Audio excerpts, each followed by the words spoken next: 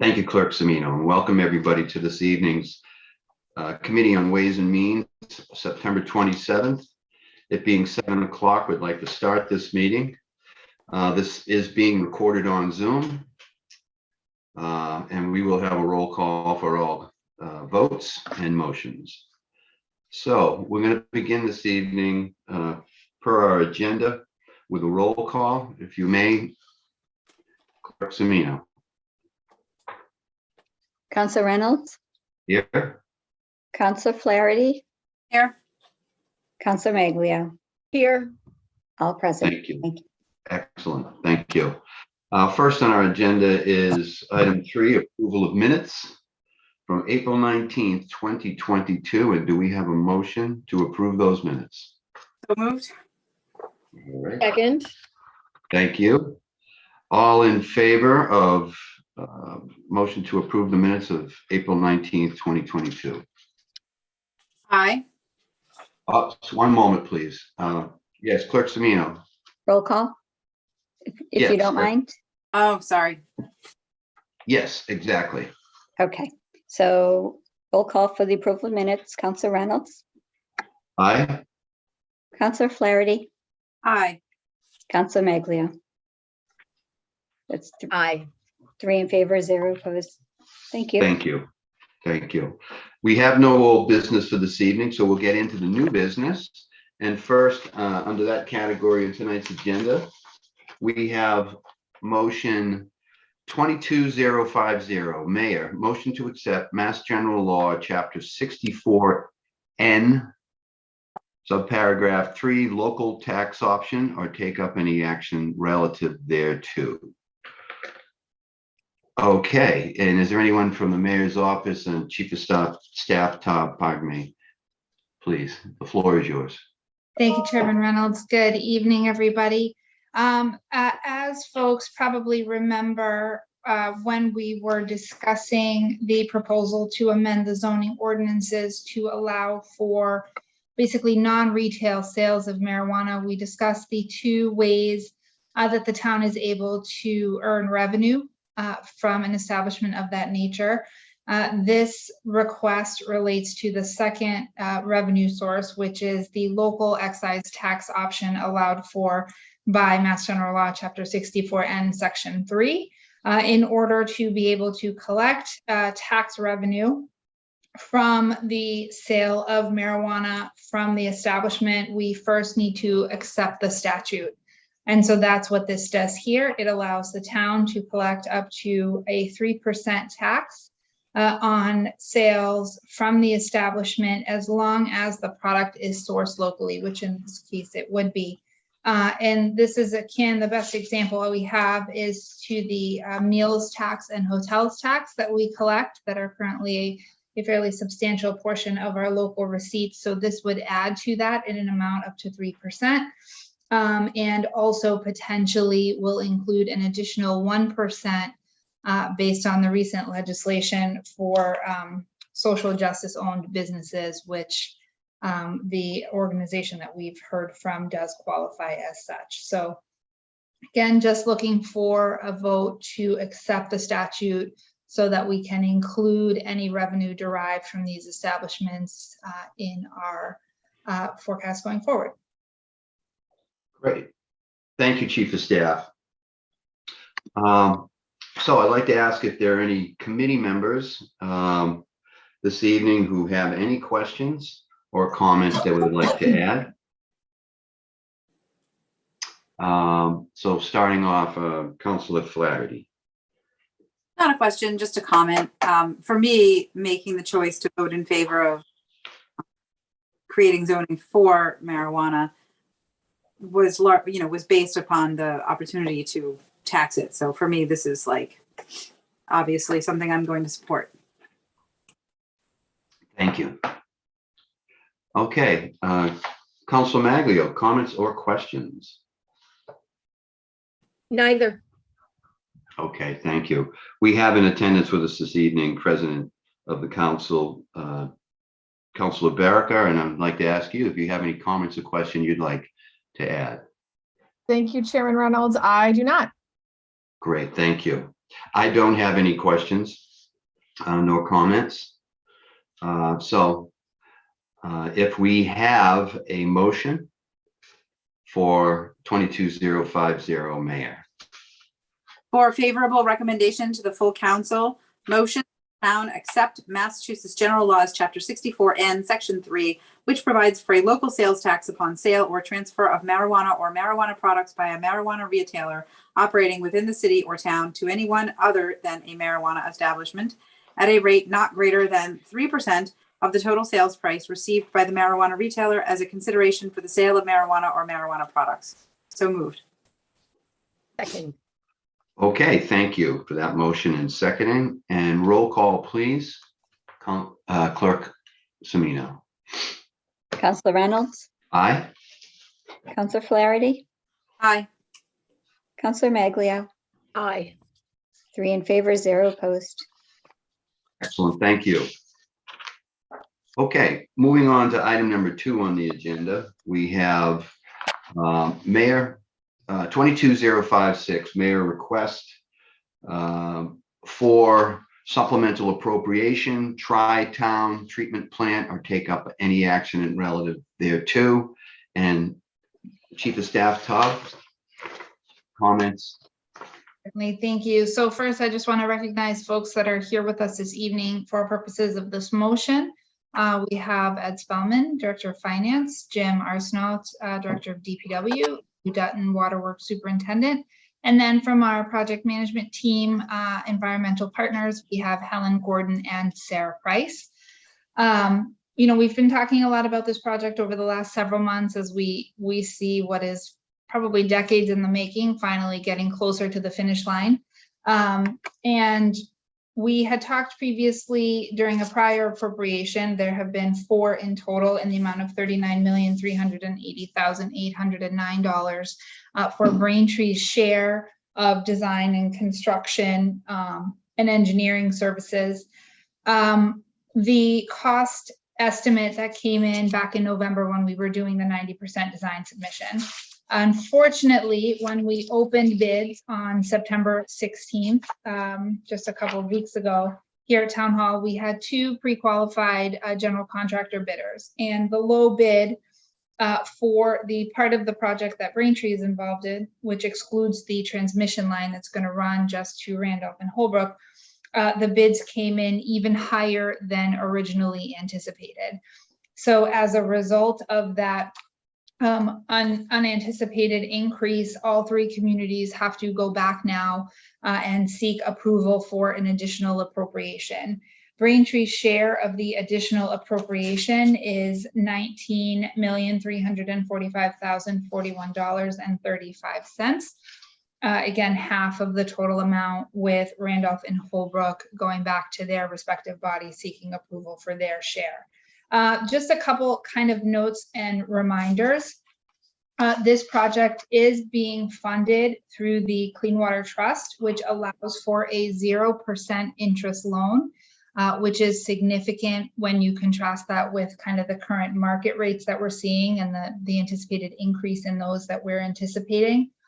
It also includes a subsidy of funding of ARPA funds for the first year of the loan, which I think total about $1 million. Is that right? $1 million. And then we're also seeing an additional subsidy that the team can certainly talk more about.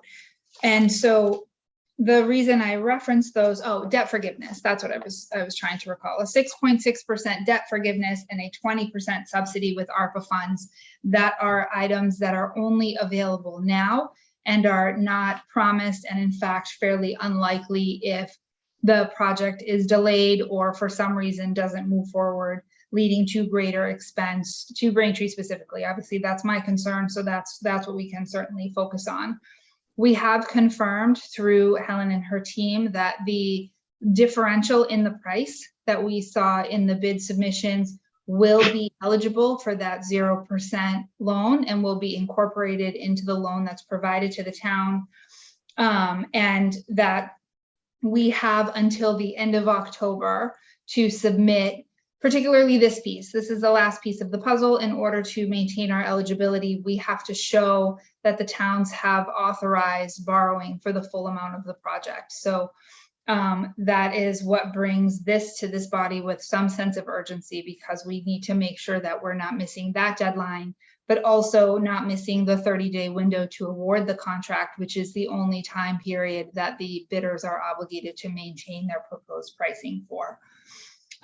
We received some questions, which answers were provided earlier today. But again, happy to chat in more detail if there's further questions. Also happy to talk about kind of Ed has run some numbers with the team about what does this project look like if we're doing it on our own and if we're doing it at a later date, and kind of what the anticipated cost escalation would be to the town, which is fairly significant. So, you know, I appreciate that this is another large ask on behalf of this project, but it is one that we have slowly built into the rates so that the ratepayers aren't seeing a huge impact in their water bills. It's been spread out over many years and will continue to be spread out through, I think, fiscal year 26 in order to cover the borrowing costs.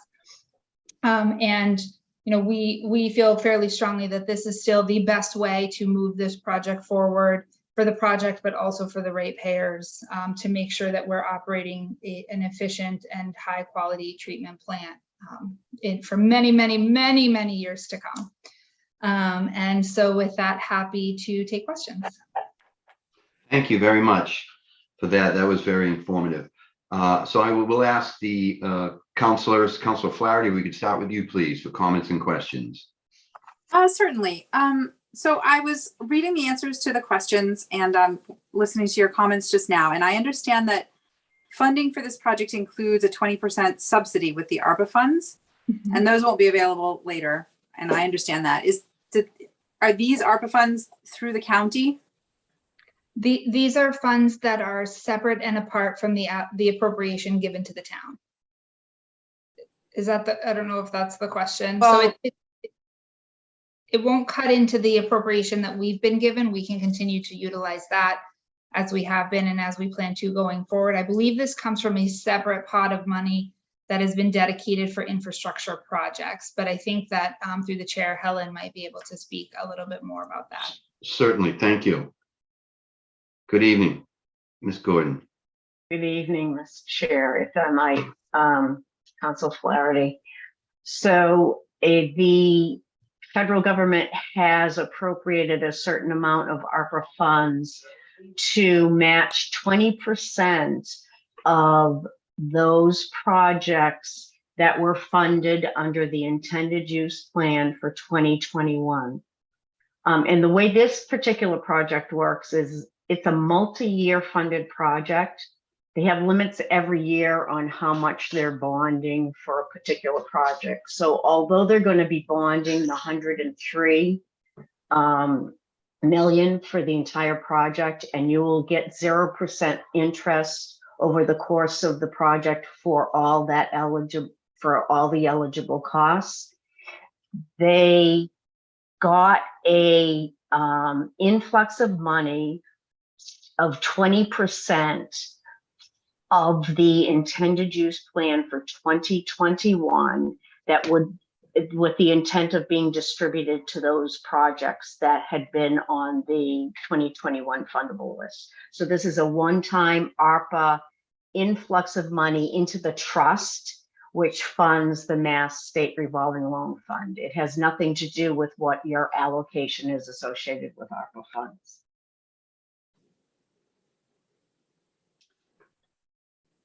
So if I may, Chairman. Yes. Is this money then going to be something that will reimburse the town for a portion of the amount we appropriate tonight down the line? I'm not sure if I'm understanding your explanation 100% yet. This subsidy will come in the first year.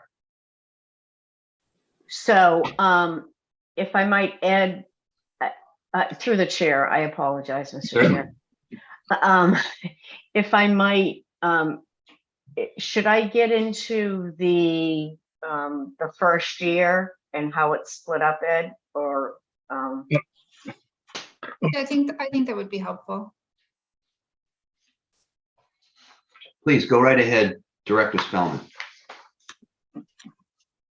The first year, the allocation that the trust is going to make is a total of $7.5 million to Braintree. And as Helen had said, 20% of that, or $1.5 million, is earmarked to come from ARPA funds that the trust is receiving. What we're appropriating here would be the total cost of the project. And this $1.5 million would basically reduce the total amount that we're ultimately going to bond and borrow from the trust. So we're appropriating the total project, which we're required to for the trust. And this $1.5 million will reduce the ultimate amount that we have to borrow from them for this first year's allocation of 2021. Okay, so we will authorize borrowing, but then when this money comes through, we won't necessarily have to borrow as much as we're authorizing tonight. Correct. You'll see in the wording of the article, there's a sentence talking about said amounts to be received in grants or gifts or other funds would reduce the ultimate borrowing for Braintree. Okay, I understand that. But there is, as I understand it, also ARPA funding that will be distributed through the county, and municipalities have to apply for that funding. Have we made such an application for help with constructing our water treatment plant? We have not. The current requests have been submitted to the county have been for revenue replacement, educational disparities, mental health support, and police services. Okay, and if we are granted those applications, will that amount to all of the ARPA funding that we would qualify for? It will for fiscal year 22. Okay. Could you just list those, that bulleted list you had again? Sure. Education disparities and what else? Mental health support services, Uh-huh. public safety impacts, Yep. and revenue replacement. Okay.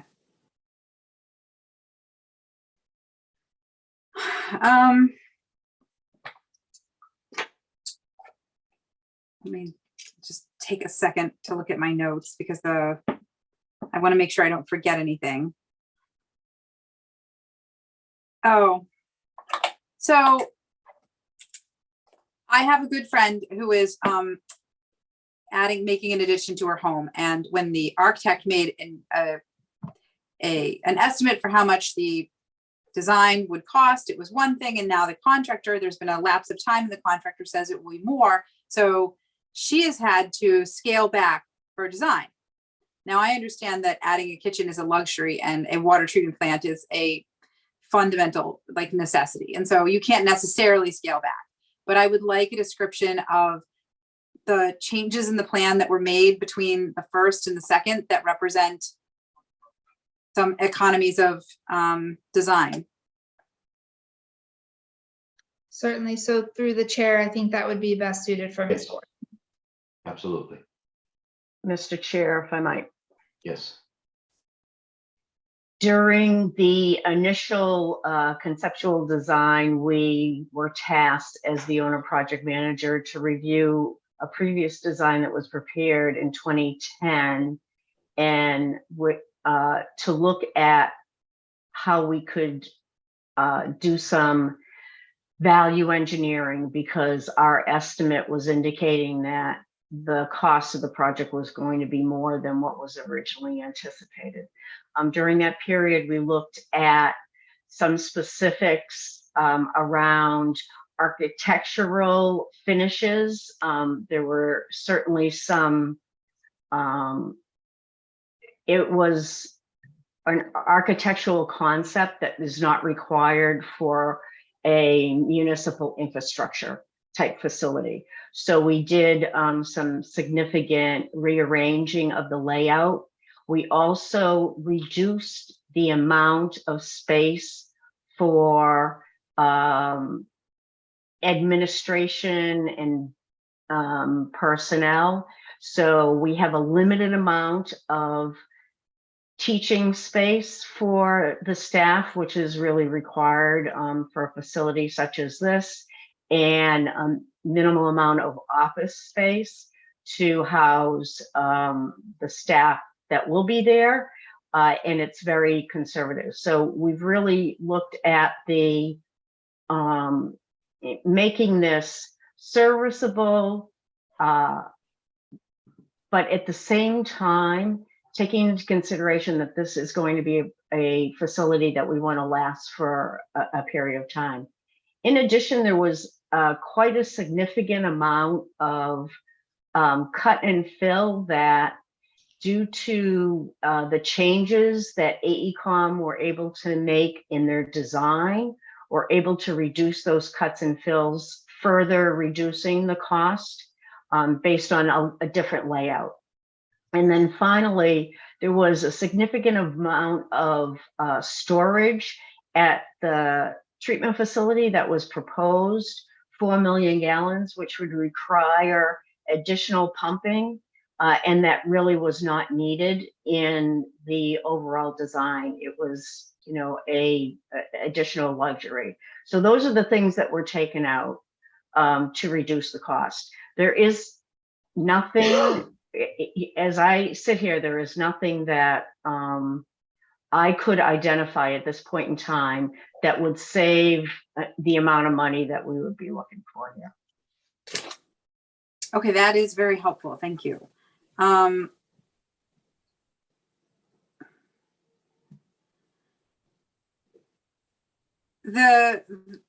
Clearly, because of the way the district is structured, we will be Randolph and also Holbrook will have to put in additional shares themselves. And I'm wondering if we know whether that process has gone smoothly or whether it has begun. If I might, through the chair, I can Yes, answer please. that. Holbrook had a special town meeting for both signing the lease agreement and then also appropriation of their additional funds. That was last week. I did attend and answer some questions for the Board of Selectmen. The Board of Selectmen passed that unanimously, and the town meeting passed the article unanimously. They have voted the appropriation. Randolph is in the process, as you are, of doing their advertising and meeting with town council, having their first reading, then having their second reading. So they should be, their schedule is on a similar track as your schedule. Okay, thank you. That's all for me. Thank you, Councilor Flaherty. Councilor Maglio, questions or comments?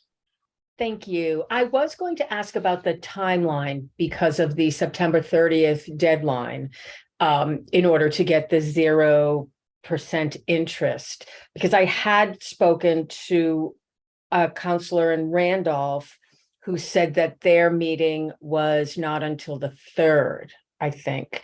So, but based on what you just said, there is something happening. So they do need to and have plans to make their decision within the time frame that we need it for this 30th deadline. So what we were able to do with this being the last outstanding piece of our submission, we were able to get additional time with approval from Mass DEP because of the timing of the bid submissions and the need for each community to go back.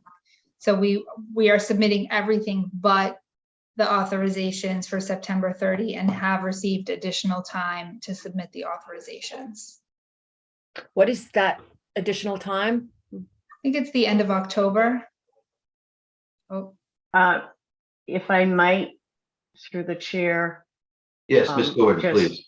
Thank you, Mr. Chair. So just a little explanation on that, Ms. Tubb. Councilor Maglio, the schedule was approved for October 30th. However, because of the timing of the bid and Mass General laws, so Mass General laws limit the amount of time that the bid has to be maintained, and that is a 30-day period. So we bid the project September 16th, and the contract needs to be awarded and recommended for award to the contractor by October 16th in order to maintain that price. However, all the paperwork and all the submissions can get into the state by October 30th. So these, the next 2 weeks are critical in getting everything in place in order for us to be able to meet all those deadlines. Thank you. Helpful, very helpful. Thanks. Anything further, Councilor Maglio? No, I'm just jotting this down. Thank you so much. I'm all set. Very good. I'd like to ask the council president who's in attendance if she has any questions or comments. Thank you for recognizing me, Mr. Chairman. I have a couple of questions, if you don't mind. The first is, so if this supplemental gets approved, are we ready to hire a contractor? Like, do we foresee any more delays? Because I know sometimes that happens. Nope. So as was mentioned, we have the 2 bid submissions, and as long as we recommend and make the award within 30 days, so October 16th, we don't have any reason to anticipate further delay there. Okay. And then, thank you. Can someone, I don't know, Chief of Staff Taub, if it's you or maybe it's someone else on the panel, can someone give me a brief overview of what transpired? Like, how did we had a plan that was in place in 2010 for a new water treatment plant, and now we're 12 years later. I'm trying to reconcile this gap of time, and can somebody help me with that, please? So through the chair, I think Ms. Gordon, Yes. again, she's been with this project from the beginning, probably best suited to give you the timetable there. Please go right ahead. Mr. Chair, and council members. So I will just go back to 2010 because it does precede 2010 in the making of this project. A significant impediment to the project moving forward had always been an agreement between the 3 communities and the discussions around the costs of capital costs. And if you may all recall that in the 1800s, that's when the initial legislation was drawn up for the 3 communities to share Great Pond as their water supply. And at that time, the agreement was a split of costs for any capital work, a third, a third, a third. And for many years, there was a lot of discussion about the equity of that as the 3 communities grew disparate in terms of their size. And so between 2010 and frankly, 2018, when EP was officially hired for the OPM position for this project, was the period of time when those negotiations were happening around how much each community would be paying, what is fair and equitable, how can we come to some agreement that could move the project forward together as a regional facility, knowing full well that Mass DEP was in complete support of a regional facility and would prefer that rather than having another 2 treatment plants being built. So 2018 was really when we got to the point where the draft agreements and approach for percentage distributing of any capital cost occurred. So we started really in 2018 moving the project forward in a real way. And so I would say that based on that history, we've been moving at lightning speed for municipal projects. believe it or not. And I can share with the council members that I have had a conversation with the successful low bidder, and they are ready to start as soon as they sign an agreement. They have a schedule where they would like to start in November. Groundbreaking, the first phase of the work, which is all the clearing and so forth. So they're ready to go. This project is ready to move forward. And the key pieces right now is the appropriation of the additional funds. That is so helpful. Thank you so much, Ms. Gordon. If I may, Mr. Chair.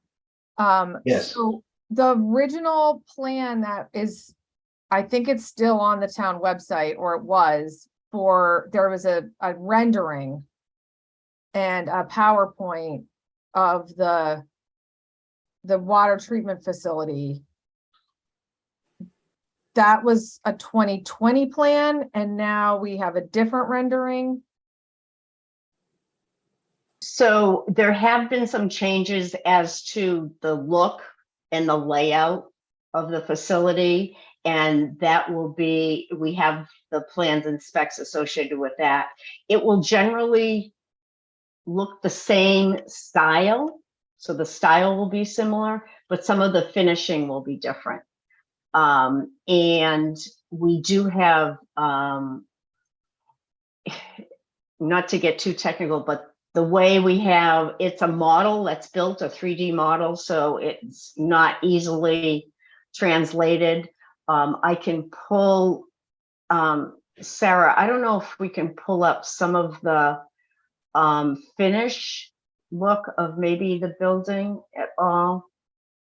If you wanted us to, or we could maybe pull some snapshots together and send them along to you if the council would like us to do that, to facilitate any discussion. And I don't, speaking for myself, don't need them right now. If it's possible to get some renderings or a timeline built out for the council meeting for next week, that would be helpful.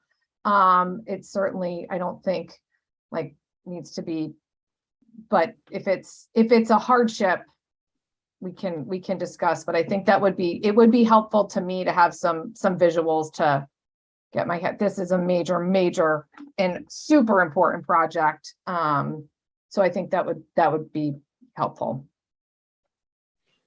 Thank you so much for that explanation, Ms. Gordon. I've learned a lot. So I think that wraps up my questions, Mr. Chairman. And again, thank you to Chief of Staff Taub, and whomever on your team helped answer the written responses today. I appreciate it. Thank you, Madam President. So my questions have been answered. So they've been very good questions here. The presentation has been clear.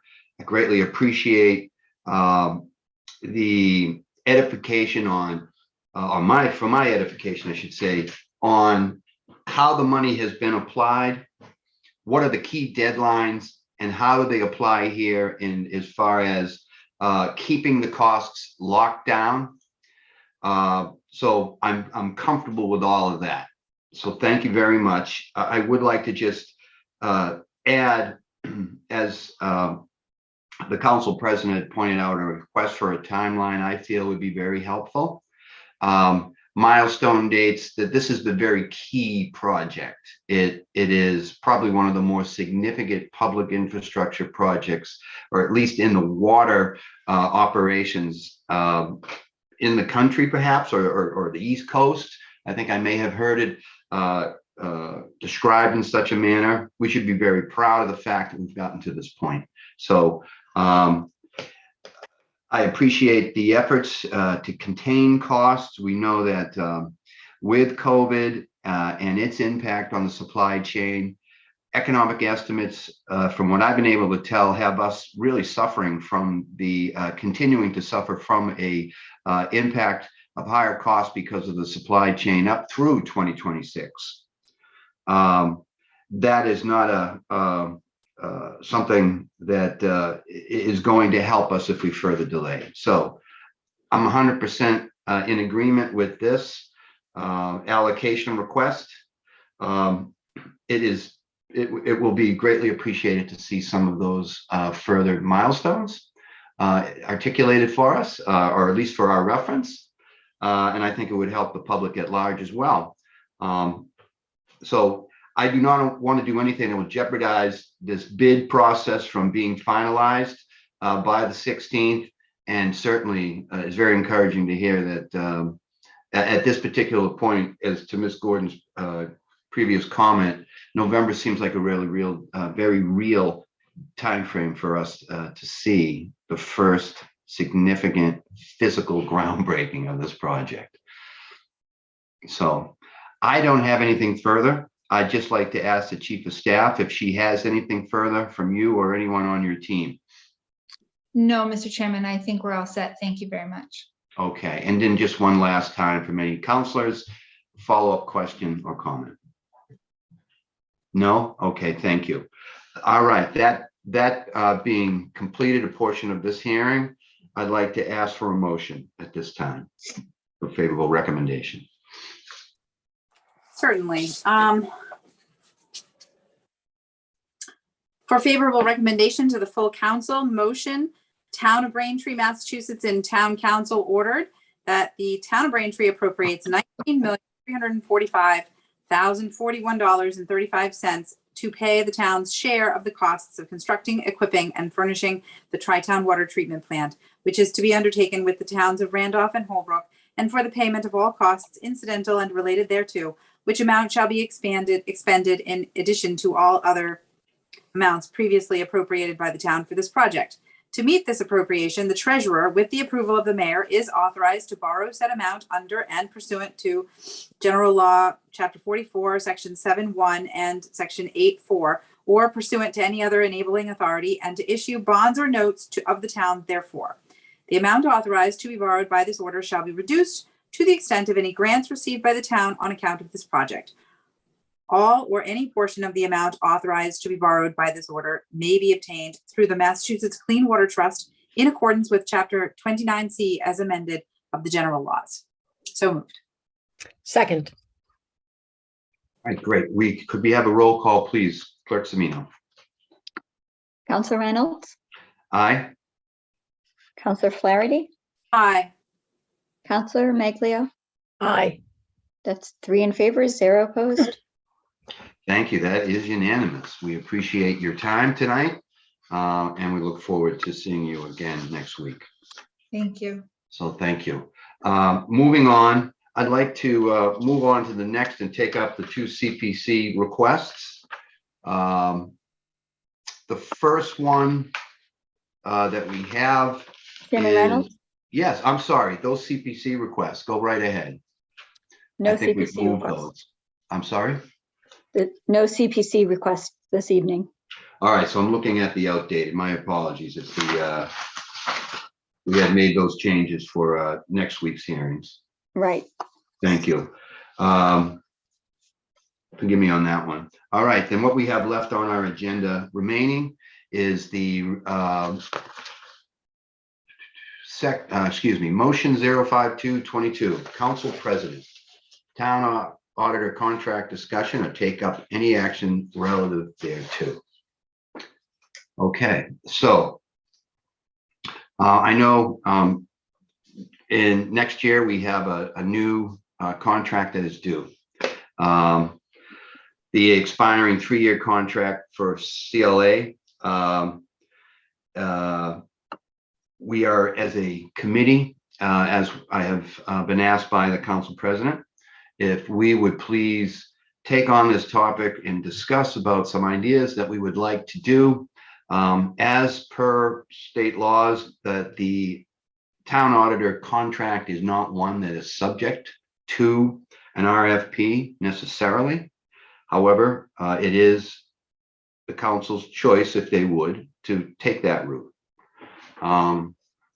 We also have the option of reviewing our current auditor and to review the the level of service that we have been afforded, the costs that have been associated with those levels of services, the subject matter experts, subject matter expertise that has been availed to us as a council, and to debate whether or not what is the route that we would like to take. I would like to say up front this evening, again, I am not looking for a vote. This is a discussion point at this particular time and date.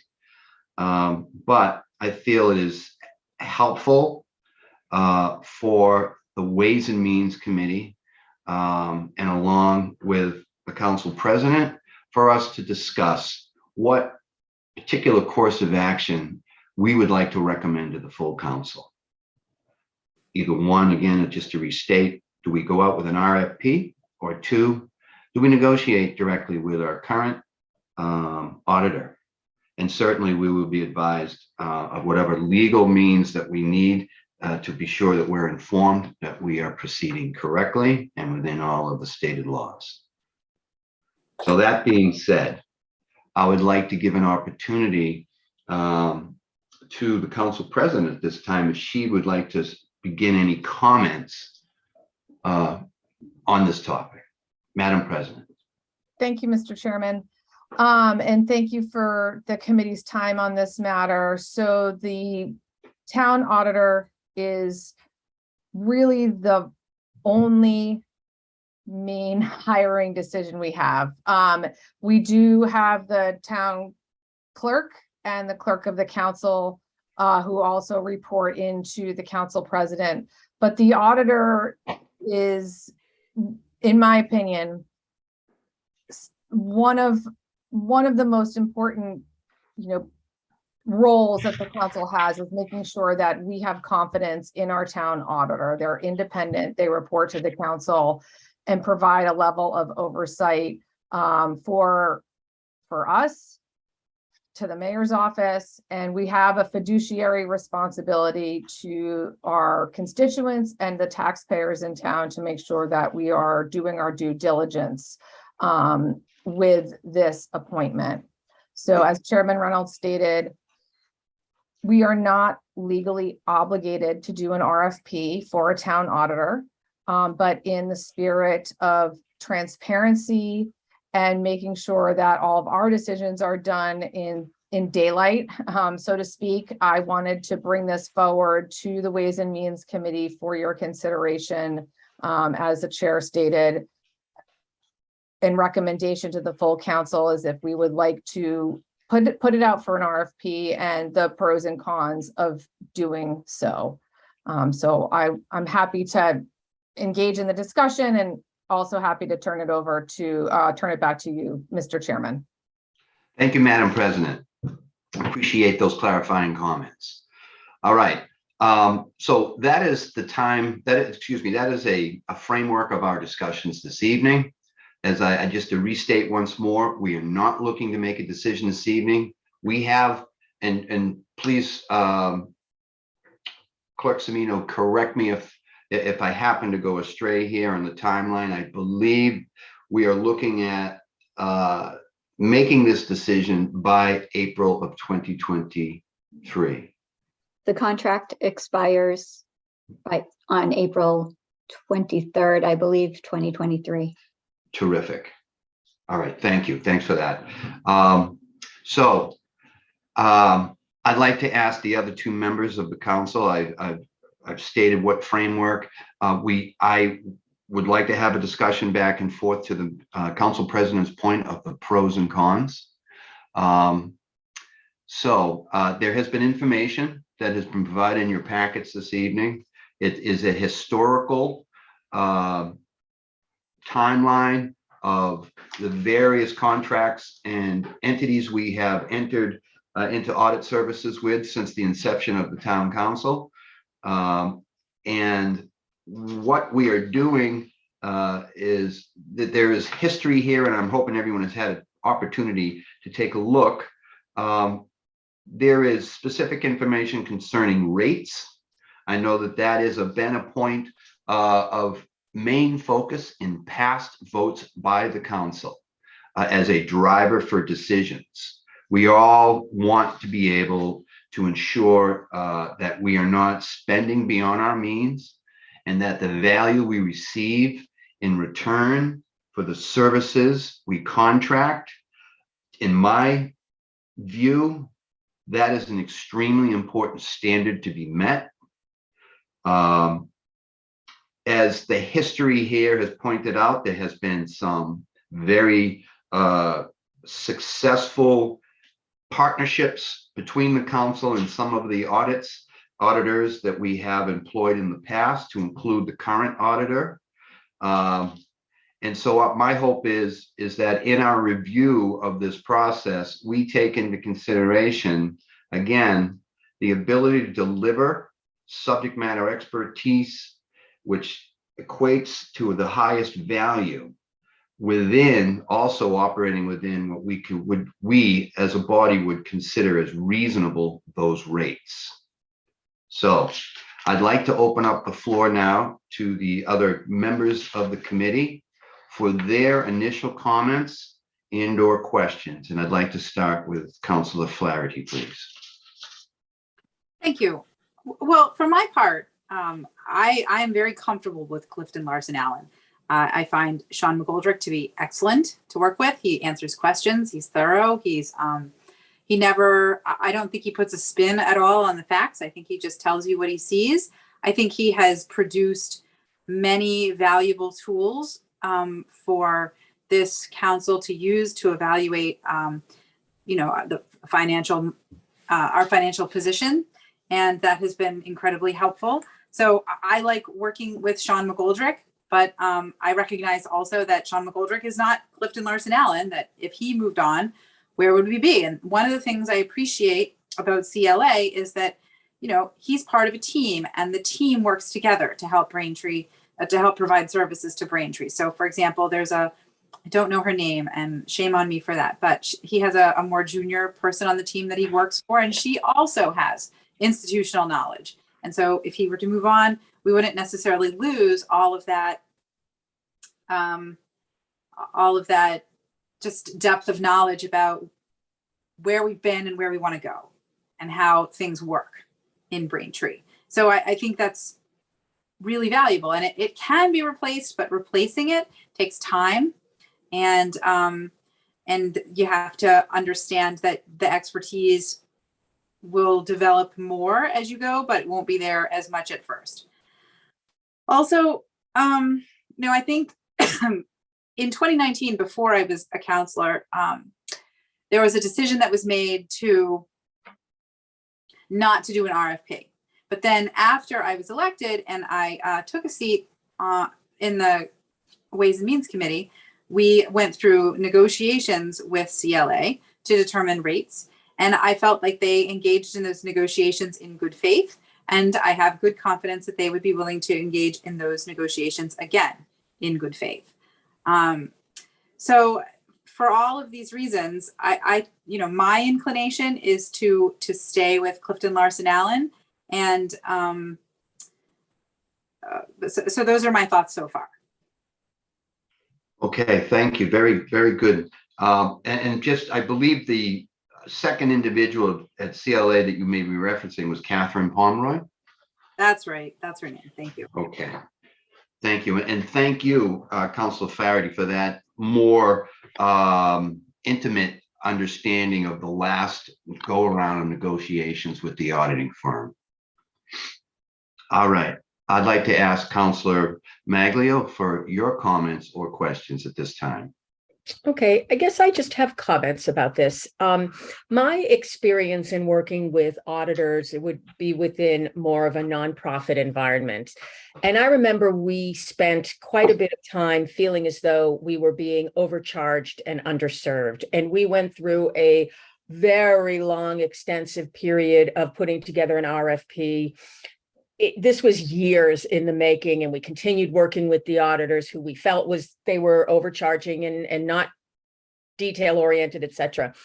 ultimately, at the end, they were not overcharging. They were very competent. We stayed with the same auditors, and it was a very good lesson in having having expectations about what the role of an auditor is or is not. Based on that experience, I have found our current auditors to be and I don't have any basis of comparison within a municipal environment in terms of working with an auditor, but I have found them to be extremely helpful, extremely professional, detail oriented, full of answers for many of my questions, for my many questions. And I would say that it is good to do due diligence and to always make sure that we're being as thrifty as we can be with the money of the residents of the town, but without having a specific concern about the cost, and without having a specific concern about their professionalism in their services. And given the period of years that there was some turnover and some not feeling that satisfied, and now it's a relatively short amount of time that they have been working with us, I feel as though it would make sense to renew for at least another 3 years before we thought about doing any kind of RFP, and maybe even renewing again. That's kind of where I am right now. So that's my feedback. Great, thank you. That's very helpful. I appreciate that. Your own experiences dealing with an audit firm in an organization where you are taking on some significant financial roles, oversight in particular. I too have also had some opportunities a number of times in my private sector experiences of working with audit firms, and also providing a standard of work is what we were looking for across numerous areas.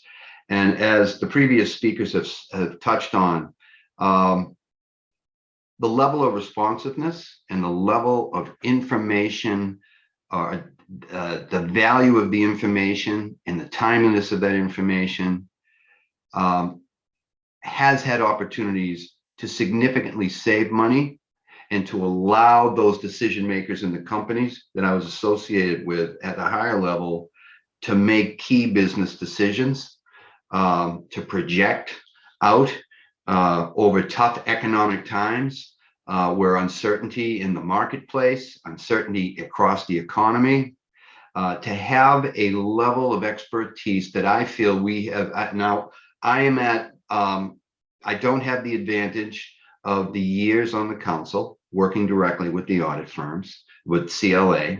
However, my experiences since I have joined the council all have been excellent, working with Mr. McGoldrick and with the CLA firm. I feel as if that, again, drawing on my past private sector experiences that are directly related to this particular topic and need, has given me a very high level of comfort with CLA. So say it succinctly, I agree with the previous speakers. There is a subject matter expertise that is very valuable to our community.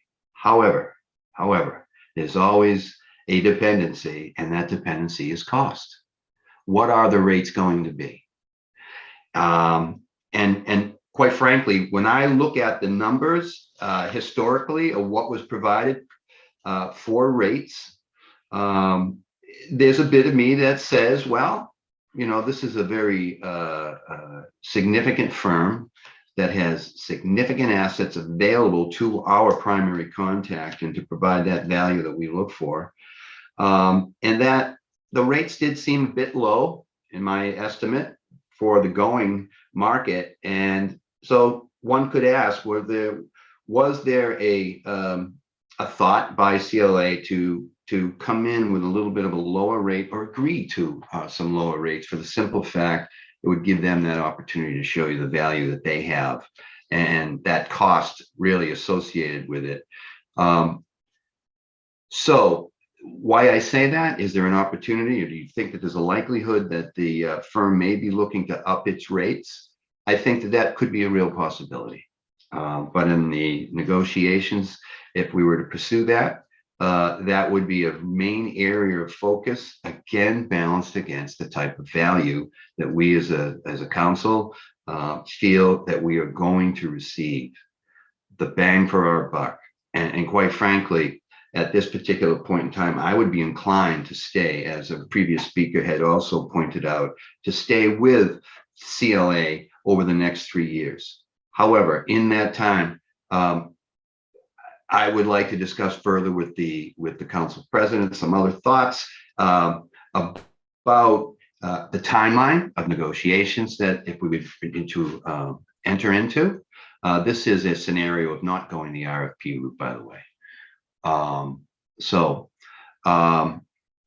That really was what my position is at this time. When we think about what are those areas that we really need, we need availability. I know in one of the instances we had a really good rate from a past auditor, but that auditor didn't have a level of familiarity or experience dealing with municipal businesses, taxes, budgets, assessments, etc. And there ended up being a conflict with the key time of year for us as a municipality is the capital and budgetary process, which also unfortunately aligns with the tax season. So the ability and kind of bandwidth of a firm, we would fully expect to have 100% availability and responsiveness as a result of whoever it is that we choose. I think that has been demonstrated in the year that I have been on this council and the year that I've had the privilege of working on this particular committee. The other areas that I'm very keen on is the level of subject matter expertise. Subject matter expertise has been demonstrated, I believe, time and time again. When I take a lot of time to review the Department of Revenue sites, our Division of Local Services, to look at other communities and how they do their work when it comes to fiscal responsibility, fiscal management, fiscal monetary management. And I feel that it has always been a very high level of competence that I have seen and have been able to also validate coming from CLA. One area in particular is not only is it the monetary, it is from a financial systems perspective.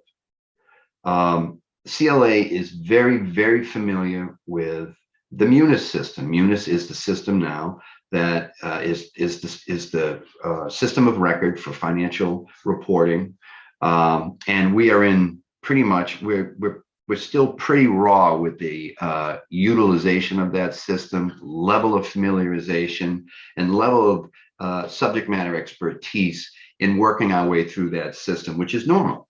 I believe having an advantage of CLA, who has helped multiple communities in their onboarding and migration of key financial information that involved the Munis system, is a very big checkpoint of a plus on the pro side for CLA when it comes to Braintree's considerations.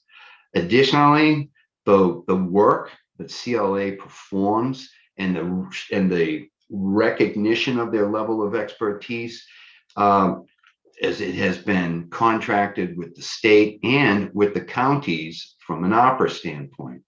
I believe they are the auditor of record for the county. Their level of expertise I'm convinced provides an incredible advantage to the town of Braintree for us to be able to learn, to kind of gain from those experiences that they themselves have had, not only with us, but with other communities, lessons learned, best practices, things of that nature. I could go on again, but I'll go back to a future discussion that we will continue to have here, and that would be a dependency on what the rates are and are they reasonable to meet all of the various important points that we need from this service. So all of that being said, we're not going to be looking for a vote this evening. But I would like to ask suggestions from the members of the committee and particularly from the president. What comfort level would you have with continuing this conversation, or are there any identified takeaways that we could identify this evening that would help us get us to the point where we have had a very solid direction that we feel that we should be going in as part of our approval, or excuse me, recommendation to the full council. Madam President, looks like you might have a comment right there. I'd like to recognize you. Thank you so much, Mr. Chairman. Clerk Semino, I have two questions for you. The first is, even though the contract ends in April of 2023, what's our time frame for decision making on an RFP? Because I know there's a runway there. So when does that decision have to be made so that we don't back ourselves up against a deadline? I would say by the 1st of December. Okay. So that's helpful. And then my second question is, in terms of if we don't go the RFP route and want to renegotiate the contract with CLA, is that something that is done in executive session, or does that need to be done on the record? How does that negotiation work? I'm trying to think. So the proposal was given to Ways and Means. I don't think they went into executive session last year, but I will double check. I'm just curious, so that if we, for example, we're having a conversation tonight about specific points of negotiation, that's accessible by. So if you, again, doesn't have to be answered this second, I think it would be helpful just to understand what the rules of the road are so that we're clear on what can and can't be, and what should and shouldn't be said out in the public sphere while decisions in process. Right.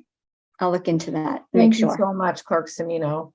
I think those were my two further clarifying questions, Chairman Reynolds, so that we have an idea of timing. I don't know off the top of my head when our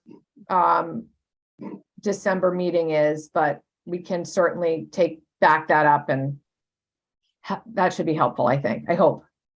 So we have December 6th and December 20th. Okay. Either one would be plenty of time. Okay. Thank you, Clerk Semino. Great. And I would concur. That is a good course of action, I believe. It puts a stake in the ground December 1st. It gives us the ample time to make considerations. Also builds in a buffer, if you will, if negotiations for some reason don't go the way that we had hoped that they would go, leaving us an opportunity to put a bid out if that is the direction we decide at that point in time. So to have those options, I think, is a very good idea. The process, and as I'm going to lean a little bit on you, Clerk Semino, and your experiences here. So I'm very interested to find out, to Madam President's question on whether or not this is an executive session process. Like I know that in other public entities, that work product is considered not something that is, I'm just going to paraphrase here, it is not something that is open to freedom of information requests, because it is work in progress. And Chief of Staff Todd, if I may ask, is that something, am I right in the safe area by stating that? Yeah, I think, thinking about the exemptions or when an executive session is appropriate, there's certainly several allowances for discussion of negotiation strategy. A lot of them relate specifically to personnel related negotiations or contract related negotiations, or specifically sale of land. But I think appreciating that you don't want to weaken your bargaining position by having discussion in an open forum, we can certainly look into that a little bit further and come up with the appropriate path for the committee and the council to move forward conducting those investigations. And then, yes, certainly, work product generally applies to certain categories of information, and at certain stages. So it may be the kind of thing where once negotiations or discussions have concluded and the privilege is no longer necessary, there, you may have to revisit the public nature of those materials. But again, those are very case specific analyses that depend on what's being negotiated. Is it being negotiated for litigation purposes? Is it being negotiated for some other purpose? And being mindful of the fact that at some point down the road, those materials then may also be subject to disclosure under public records law. So a fairly case specific analysis, but if that's the route, certainly something that my office can provide some guidance on if requested.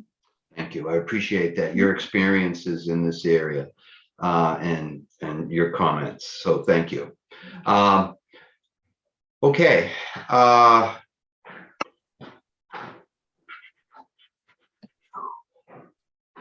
guess the next deliberate step of this process is what I'm interested in identifying. We've talked about December 1st to announce what will be the course of action, the primary course of action of this committee as a referral to the full council. So Clerk Semino, was that a process in the past that either one you were involved with or one that you might be aware of? Was that a process of the committee notifying, or did the committee actually undertake the same process that we are doing now of having a discussion, have this assigned to the Ways and Means by the council president for the purposes of trying to identify a course of action of how we will proceed? And as a result of that course of action, or at least a indication of which course of action would most likely be initially pursued, what is the notification process to the full council, or is it just an information sharing at this point? It was a recommendation from the Ways and Means to the full council at the time, was to reappoint CLA. That was the recommendation that came out of the Ways and Means, and discuss possible RFP in the future after this 3-year appointment, which will be up in 2023. So then Okay. it went to full council for discussion, and they agreed with the Ways and Means at the time. For their path forward to negotiate and sign a contract Correct. with the existing auditor. So there's a preliminary vote of, yeah, we approve of the course of action that the Ways and Means is taking. Correct. Got it. Okay. Thank you. I'd like to ask any of the other councilors if they have a comment or question on that point. No? Madam President, any comment? No, thank you. All right. So it then, from the way I see it then, is that we do have some time between now and December 1st to announce that course of action. I would like to have an opportunity for us to further discuss this in a committee setting prior to December 1st. That would, with enough time on that for us to feel, all of us to have a level of comfort with that decided upon next step course of action on making some type of an announcement / request to the full council for their endorsement. So I think maybe it would be helpful if we would be able to schedule 2 meetings between now and December 1st.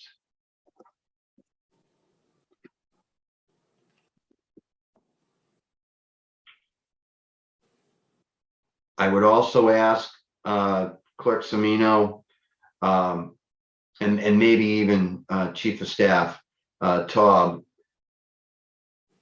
does this type of discussion, should it be limited to, or had it been limited to in the past, if we are more or less repeating a previous step by a previous council on the same topic, was there any engagement with the sitting audit firm, with the Ways and Means Committee at this point in time that we're describing?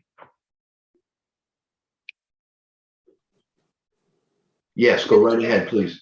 I will investigate further to give you a definite answer, but I do believe that they were invited to a Ways and Means meeting.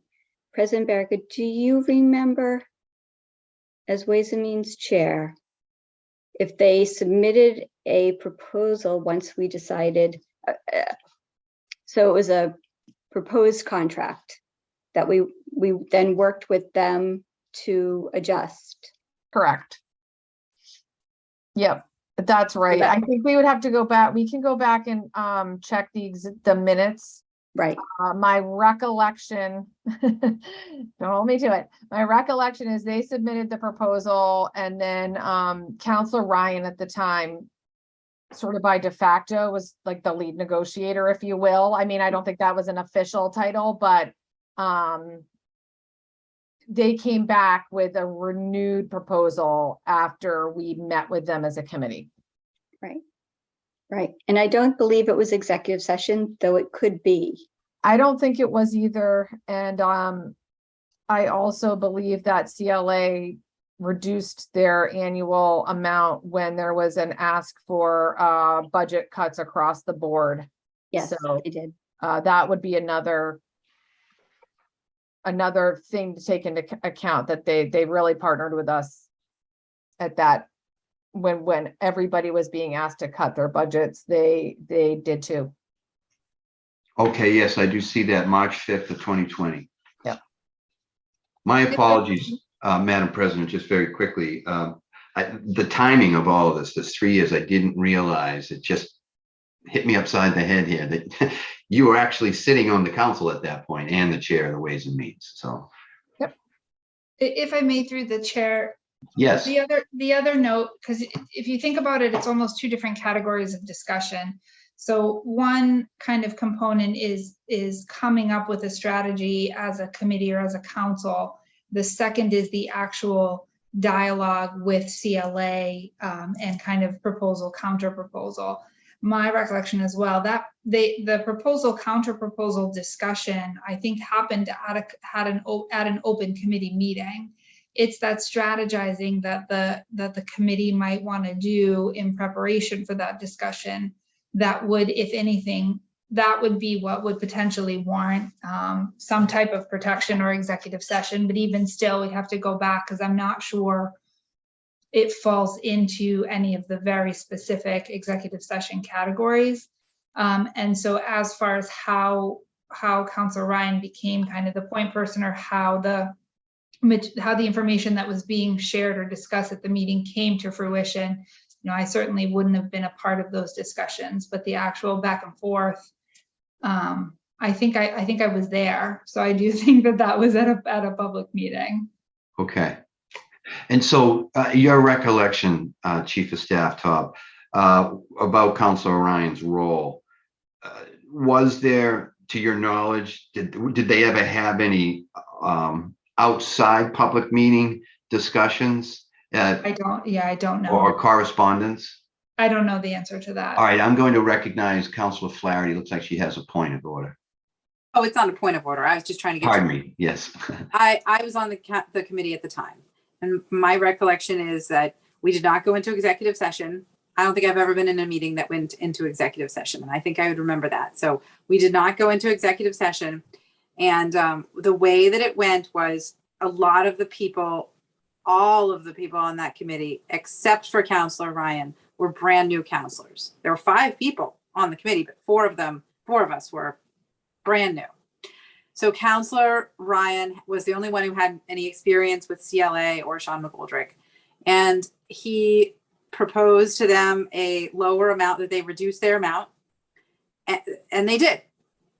And so, this is why I think they were negotiating in good faith. They came to us with we didn't put out an RFP, as we have established. They came to us with a price. We asked them to reduce the price. They did. We accepted it, and that was how that went. So really, it was very straightforward. It didn't take a very long time, and I've never regretted it. Councilor Flaherty, if I may, just for a point of clarification on your comments, you mentioned you put out an RFP. No, we did not put out an RFP. Okay. If I'm talking too fast, we didn't put out an RFP. Did not. Thank you. Okay. Thank you for that clarification.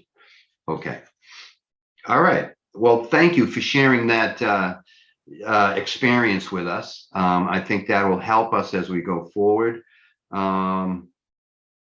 So I think if the committee would agree with me that we give ourselves a little bit of time and perhaps reconvene towards the latter part of October for our next meeting on this topic as a committee. Is there any comment or any other points of view they think that might offer an alternative to that next step? I'm happy to do it in the latter part of October, but I think it can be done before then, probably too. Oh, I'm open to that as well. I'm just taking a look. We have October 3rd and October 17th. No, October 18th. Correct. Correct. Okay. All I right. think it's good to try and get it done before the 18th, the meeting on the 18th, because we've invested a lot of time discussing this here tonight, and there may be some more comments remaining to be said, but I think a lot of us have, I feel like I've said what I have to say and learned what I need to know. Okay. Councilor Maglio, anything to add? I have nothing to add. Okay. Madam President. I'm good for tonight. Thank you very much. All right, I think we will take your suggestion there, Councilor Flaherty. And so we can work together on trying to find a meeting prior to the 18th for our next scheduled discussion in Ways and Means on this topic. Yes, I think that would be great. Because then, you know, things happen. And if you schedule things earlier and something interferes, then you have time to schedule it for later. I like that. Okay. Did you catch all of that, Clerk Zamino? I did not. I froze or something Okay. happened. So I did not hear any date or time if you set them. We would like to set the first or the next Ways and Means discussion on this topic for prior to the October 18th full council meeting. So on Tuesday, the 18th at 6 p.m. Is that what you're thinking? That actual date on the 18th, or maybe the week before? What are you thinking? I'm thinking maybe the week before. Okay. I think that would, again, in the spirit of us being able to have an opportunity to, if anything was through our discovery, through our conversation, that we find that we need to provide a clarification. And at that point, it would allow us the opportunity, even if we feel comfortable, perhaps at that point, of just proceeding at that comfortable pace, so that we are more than ready for a December 1st announcement or request to the full council. This will give us another opportunity for a follow-up, and possibly even a third meeting if for whatever unforeseen reason there is a need for further time and understanding, and for us to reconvene. So we have the holiday, which is October 10th, is a Monday. We can do Tuesday, the 11th, or we can do a date the week prior. I know that we do have some schedule conflicts for the evenings for one of our members due to our employment. So I would like to ask Councilor Maglio, is it Tuesday evening good for you? I'm assuming it may be, since Tuesday is good for me. Yeah, Tuesday is good for me. It okay. just depends on which one. Okay. So what was that, the 11th? Was that Clerk Semino? Yes. Yeah, I'm okay with that. I Council could do- Flat, go right ahead. I could do like probably after 6:30 on that night. Are we talking in person or Zoom? Well,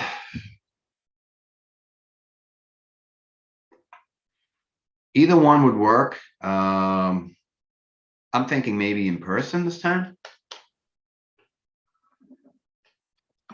So that being I'll the just have case, to check 7 the- o'clock, say again? Sorry, I'm sorry, excuse me. Go right ahead. I'll just have to check for the open Okay, conference room. and that will give us more or less, that will help us with the decision then. And what time are we thinking to begin? 6:30 7 PM? o'clock? 7 PM? 7? Okay. Okay. Let me double check the conference room on that. Okay.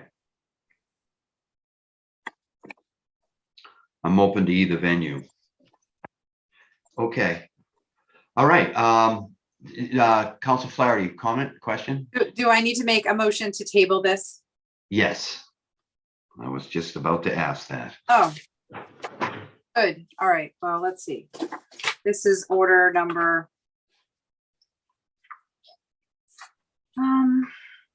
Uh, 052. 52, yeah. Sorry. Okay, so a motion to table order 05222, council president, town auditor, contract discussion, or take up any action relative thereto. Second, Do we need to state a date of our next meeting or? We do At this not, where point. it's a committee meeting, we Yeah. don't have to. Okay, So I'm going to do the roll call now. yes, please. Counselor Reynolds, Aye? Counselor Flaherty, Aye. Counselor Maglio, aye. 3 in favor, 0 opposed. Great. Thank you for that. Looking forward to next discussion. All right, unless there's any other business, that we have, which I don't see on our agenda, I'd ask for, is there a motion to adjourn this evening's So meeting? move. Second, All right, roll call, please. Counselor Reynolds, Aye? Counselor Flaherty, Aye. Counselor Maglio, aye. all in favor to adjourn. Excellent. Thank you, and I hope you all have a good evening. Good night, night, everybody. everybody. Good night. Thank you. Good night. Bye.